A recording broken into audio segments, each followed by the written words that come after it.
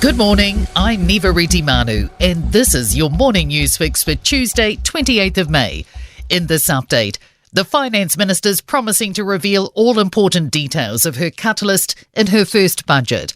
Nicola Willis has confirmed there will be 240 initiatives the government's cutting to help fund tax cuts, the details of which will be revealed in the budget. She wouldn't say what's been cut or how much these cuts are worth, but promised they were not initiatives which would be missed. We have uncovered a layer cake of government initiatives, many of which we had never heard of before, which were absorbing tens of millions, if not hundreds of millions of dollars.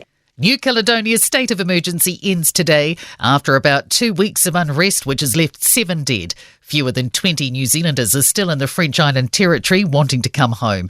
Prime Minister Christopher Luxon says the Air Force is working on getting the last ones home with one further flight today. Air New Zealand says the main international airport in Noumea won't reopen before Sunday. There's still no definitive figure of how many people have died in Papua New Guinea after last week's devastating landslide. The United Nations estimate 670 people have died, but the Papua New Guinea government says up to 2,000 people could be buried under the mud and rubble. More than 15,000 people have signed a petition calling for students to be paid while on placements. Paid Placements Aotearoa is hoping to address workforce shortages in the teaching, healthcare and social work sectors. It's presenting a petition to Parliament today asking for paid placements to be reinstated. Campaign lead Bex Howell says the Australian government's announced they'll be doing this from mid-next year, and we need to follow suit. We have chronic staff shortages in all of these sectors, and members of the public are wondering why they cannot access services, and it's because we plunge people into poverty if they want to train in these short-staffed professions. Auckland Transport's reversing some changes to bus lane hours on Karangahape Road. It will reduce the additional hours it implemented last November. During weekdays, the north side will stay the same, with bus-only times between 7am and 10am and 3pm to 7pm. On the south side, they'll now only be in place between 3pm and 7pm, while bus lanes on the weekend have been scrapped. Fines given out for driving in the lanes won't be reversed as they were valid at the time of being issued.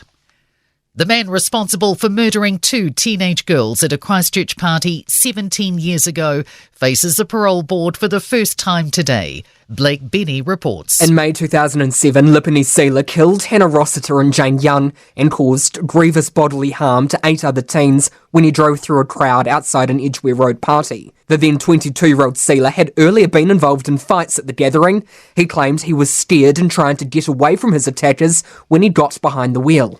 In 2008, he was jailed for life with a minimum non-parole period of 17 years.